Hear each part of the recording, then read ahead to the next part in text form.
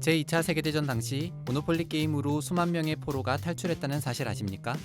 지난 영상에 이어 모노폴리 2편 바로 시작하겠습니다.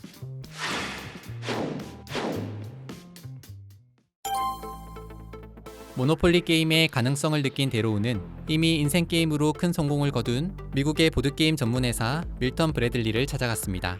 그리고 모노폴리 게임을 자신이 발명한 것이라 소개하며 판매하려 했습니다. 하지만 밀턴 브래들리는 이를 거절하게 됩니다. 이대로 포기할 수 없었던 데로우는 이번엔 파커 브라더스의 모노폴리 게임을 보냈습니다.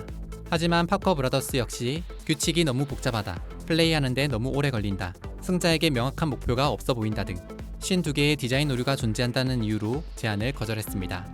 비록 대형 보드게임 회사 두 곳으로부터 퇴짜를 맞았지만 데로우는 모노폴리의 가능성을 믿고 모험을 해보기로 결정했습니다. 인쇄일을 하는 친구를 고용하여 모노폴리 5,000부를 대량 생산했고 파워 슈와츠라는 유명 장난감 가게에서 판매를 시도한 것입니다. 그런데 당시 파커 브라더스의 사장이던 로버트 바튼의 딸 셀리 바튼이 우연히도 이 모노폴리 게임을 구입하게 되었습니다. 게임을 하면 할수록 그 재미에 푹 빠진 셀리는 엄마에게 모노폴리가 얼마나 재미있는지 알려주게 되고 이 이야기는 다시 로버트에게 전달되었습니다. 이 일을 통해서 파커 브라더스는 다시 모노폴리에 관심을 갖게 되었고 데로우에게 게임의 규칙을 조금 더 간단하게 개선해 줄 것을 요구했습니다. 그렇게 데로우는 모노폴리 게임에 대한 로열티 계약을 맺고 게임에 대한 저작권을 파커 브라더스에게 넘기게 됩니다.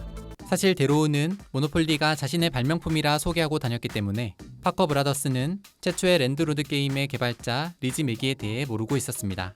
하지만 게임 출시를 준비하는 단계에서 리지의 존재를 알게 된 파커 브라더스는 그녀가 개발하여 특허를 얻은 두 게임의 저작권을 $500에 완전히 구입하게 됩니다. 당시 1달러의 가치가 우리 돈으로 5만원 정도였기 때문에 2,500만원 정도의 저작권을 구입했다고 이해하시면 됩니다. 또한 파커 브라더스는 리지 외에도 독점 발명했다고 주장하는 사람들과의 법적인 문제를 완전히 해결하면서 모노폴리의 판매 독점권을 완전히 얻어냈습니다. 그렇게 1935년 11월 5일 파커 브라더스의 모노폴리가 정식으로 출시됩니다. 참고로 만화가 프랭클린 오스본 알렉산더가 모노폴리 디자인에 참여했는데 흔히 모노폴리맨이라고 알려진 이 캐릭터를 만든 이가 바로 이 사람입니다. 어쨌든 그렇게 출시된 파커 브라더스의 모노폴리는 완전 초대박이 났습니다.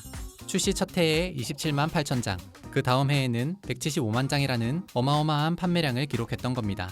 덕분에 파커 브라더스와 로열티 계약을 했던 데로우는 세계 최초 보드게임으로 100만 장자가 된 인물이라는 타이틀을 얻게 됩니다.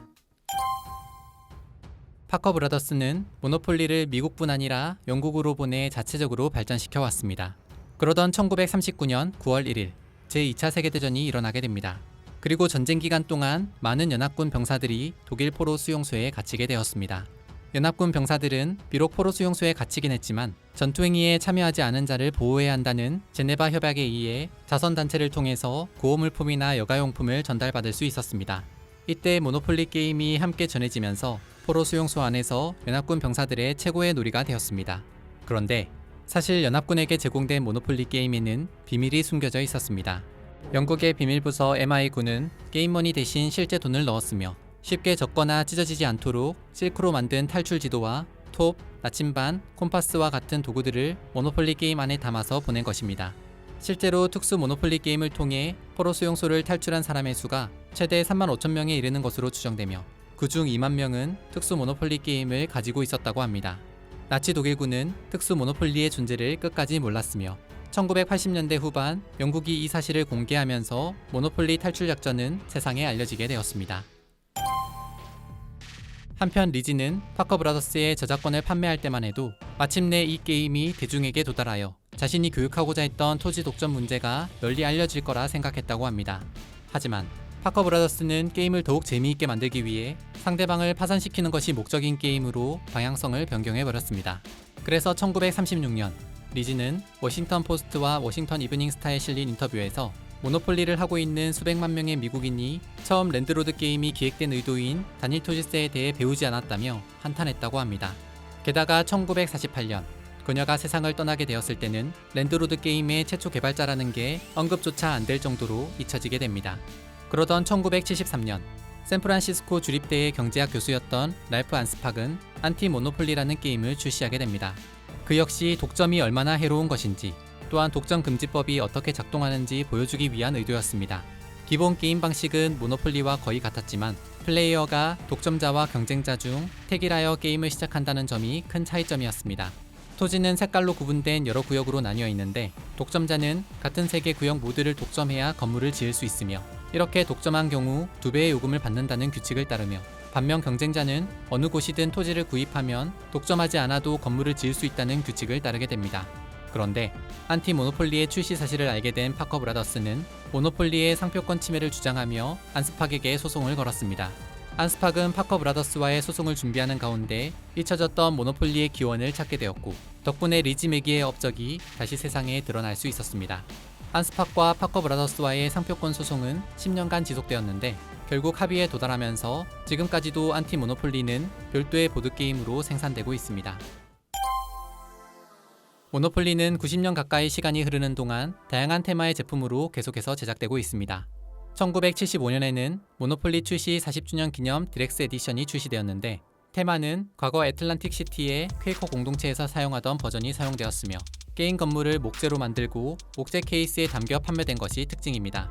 1985년에 출시된 모노폴리 50주년 기념 에디션에는 12개의 말이 금박으로 코팅된 것이 특징입니다. 1995년에 출시된 모노폴리 60주년 기념 에디션에는 리치 엉클 페니백이라고도 불리는 모노폴리맨을 포함한 말들이 골동품 같은 느낌의 청동으로 마감되었습니다. 그리고 1996년 애틀란타 올림픽을 기념하며 센테니얼 올림픽 게임 에디션을 출시했습니다. 여기서 센테니얼이란 단어는 100주년을 의미했는데 그래서 부동산 카드 중에 1896년 아테네 올림픽과 1996년 애틀랜타 올림픽이 포함되어 있습니다. 1997년 영화 배트맨4 배트맨과 로빈의 개봉에 맞춰 배트맨과 로빈 소장판이 출시되었습니다. 이때부터 슈퍼히어로와 모노폴리의 협업이 시작되었다고 합니다. 1999년에는 포켓몬 에디션이 출시되는데 포켓몬을 모두 잡는 게 목적인 것처럼 포켓몬이 부동산 대신 설정되었습니다. 2001년에는 우주를 테마로 만들어진 모노폴리 아스트로노미가 출시되었습니다. 2003년에는 엘비스 프레슬리 25주년 기념 소장판과 반지의 제왕 3부작 에디션이 각각 출시되었으며 2004년에는 포드 머스탱 40주년 기념 소장판이 2006년에는 영화 007을 배경으로 한 007 소장판과 캐리비안 해적 소장판이 출시되었습니다. 한편 2006년에는 산업이 발전함에 따라 모노폴리 게임 내에서도 현금 대신 카드로 거래하는 전자뱅킹 에디션이 출시되기도 했습니다.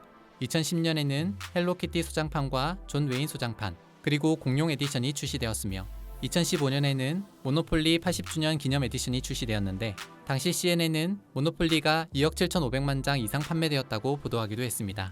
같은 해 모노폴리 마블 어벤져스가 출시되었으며 2016년에는 거래가 현금 없이 카드로 이뤄질 뿐 아니라 부동산 가치가 상승하기도 하고 하락하기도 하는 현실 세계를 잘 구현한 얼티메이트 뱅킹 에디션이 출시되었습니다. 또한 2016년 스타워즈, 2017년 슈퍼마리오 브라더스 소장판, 2018년 디즈니 프린세스 에디션이 출시되었습니다.